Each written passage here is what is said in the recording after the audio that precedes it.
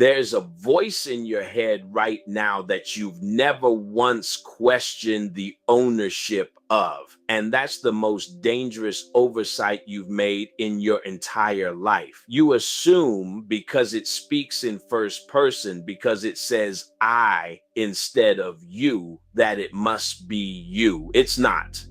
Or rather, it's not all of you, and the part of it that isn't you has been running your life with your permission for so long that you stopped checking its credentials a long time ago. Let me be specific about what I'm pointing at, because vague mysticism doesn't help anybody. That voice that tells you you're not enough the second something good starts happening, that voice that finds the flaw in every compliment before you've even finished receiving it, that voice that rehearses every worst case outcome in such vivid detail, you'd think it had a financial stake in you failing. Damn near everybody calls that voice myself, and damn near everybody is wrong to do it without question, because real integrated self-awareness doesn't sound like a hostile roommate critiquing your every move. It sounds like clarity. It sounds like calm authority. That voice tearing you down 24 hours a day isn't your authentic self. It's something that moved in a long time ago, found the lease unattended, and never left. Old traditions had different names for this. Some called it the lower self, distinct from the higher self that actually observes and chooses. Some called it the ego, not in the casual modern sense of someone being arrogant, but in the deeper sense of a constructed identity mistaking itself for the whole of who you are. Whatever name you use, the function is identical across every tradition that ever looked closely at this. There is a part of your mental architecture that survives, that maintains its grip, specifically by convincing you it is you, because the moment you see it as separate, it loses its strongest weapon instantly. Here's the part that should genuinely unsettle you, and I want it to, because comfort has never once protected anybody from anything. This voice doesn't actually want you dead or destroyed. That would end its job. What it wants is for you to stay exactly where you are indefinitely, because a version of you that's stagnant, anxious, and small is a version of you it could continue feeding off of forever. Growth threatens its entire existence. Every time you get close to an actual breakthrough, watch how loud that voice suddenly gets. That's not random timing. That's a parasite sensing its food source about to walk out the door and reacting exactly the way anything reacts when its survival is on the line. I need you to sit with that comparison instead of flinching past it, because it's not metaphor for the sake of drama. It's structurally accurate. A parasite doesn't announce itself as separate from the host.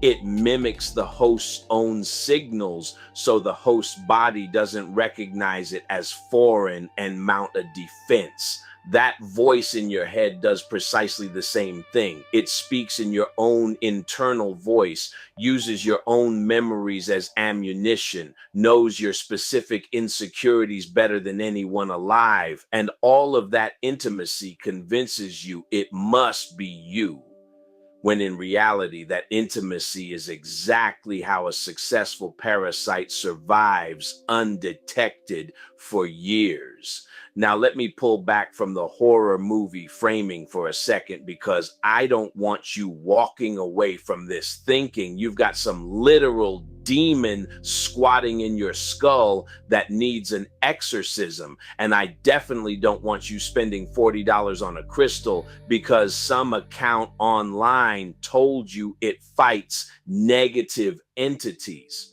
Half these spiritual influencers have figured out that fear sells better than truth, and they're out here selling you protection from a threat they invented just so they can sell you the cure right after. This isn't that. What I'm describing is psychological and structural, not supernatural, even though the old language for it sounds dramatic. You don't need a priest. You need to actually pay attention, which is apparently the one thing nobody wants to do for free anymore. Here's the test that actually separates you from that voice, and it's simpler than you'd expect.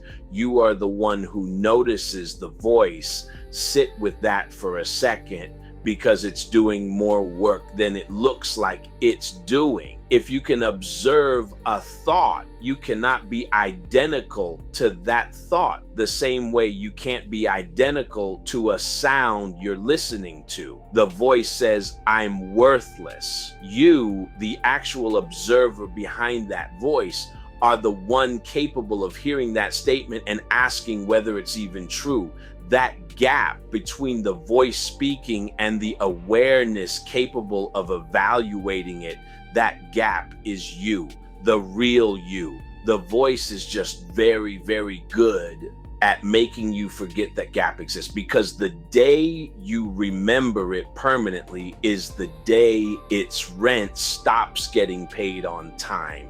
So if that voice isn't entirely you and it survives specifically by impersonating you, the obvious question becomes how you actually evict something that's lived inside your own head for years, sounding exactly like your own thoughts the entire time. First move, and this one's uncomfortable precisely because it's so simple. Name the gap every single time you notice it, not eventually, not when you feel spiritually ready, right when it happens. The voice says something cruel, and instead of automatically absorbing it as fact, you pause and say, even just internally, that's the voice, not me. That tiny act of naming does something the parasite cannot survive being exposed to repeatedly, because its entire strategy depends on you never noticing the seam between you and it.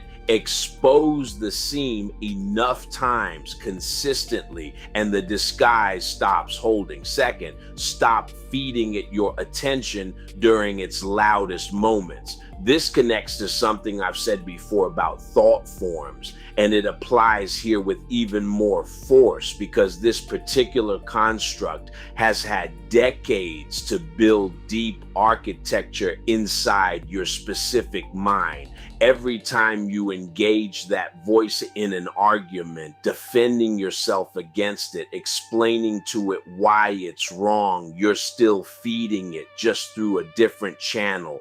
Arguing with it treats it as worthy of a debate, and a parasite doesn't need to win the debate. It just needs you to stay in the room having one. The actual move is disengagement, not defeat through argument. You don't have to prove the voice wrong. You simply have to stop showing up to argue your worth with something that was never a legitimate judge of it in the first place. Third, and this is where it gets genuinely practical instead of just philosophical, you have to actively build the alternative voice on purpose, because an empty seat doesn't stay empty for long. This is the same substitution principle from before, except now it's aimed directly at reclaiming the actual narrator of your inner life, not just a single recurring fear. Speak to yourself on purpose in the voice you'd actually want governing you, not delusional positivity, not forced affirmations you don't believe yet, but the calm, steady authority of someone who's already decided who's actually in charge in there. Do that with consistency, and you're not fighting the old voice into silence. You're simply giving it less and less room to exist in the same way a new tenant slowly fills a space that used to belong to someone else, until eventually there's nowhere left for the old occupant to stand. I want to be honest about something before I close this out, because I'm not interested in selling you a fairy tale ending. This work doesn't end in a single dramatic breakthrough where the old voice disappears forever and never returns. It returns. It always returns, especially under stress, especially when you're tired, especially right when you're closest to a real breakthrough, because that's exactly when its survival instinct kicks in hardest. The goal was never permanent silence. The goal is recognition speed. The first time it shows up, it might take you 3 days to even notice you've been listening to it. With practice, that recognition time shrinks. 3 days becomes 3 hours, becomes 3 minutes, becomes almost instant, until eventually you catch it mid-sentence every single time, and it simply doesn't have enough runway left to do the damage it used to do. And look, some days you're gonna lose that round, and that's not a sign you're doing this wrong. Some days that voice is gonna win. You're gonna spiral. You're gonna say something to yourself you'd never say to a person you love, and you're going to feel like shit about it afterward. That's not failure. That's just the actual terrain of doing this work in a real human life instead of in some perfectly controlled meditation retreat. The difference between somebody who's actually progressing and somebody who's stuck isn't the absence of bad days. It's whether you catch yourself faster the next time, not whether you've achieved some mythical state where the voice never shows up again. Your mind is your greatest friend or your greatest adversary. And right now, today, some part of what's narrating your inner life is doing exactly one of those two jobs. Whether you've ever bothered to check which one. You weren't born with a hostile roommate. You built one unknowingly, the same way everybody does, out of every unquestioned fear you ever let speak in your own voice without checking its identification first. Check its identification every single time. That's the whole assignment, and it starts the next time that voice opens its mouth, which statistically speaking is probably about to be in the next few minutes.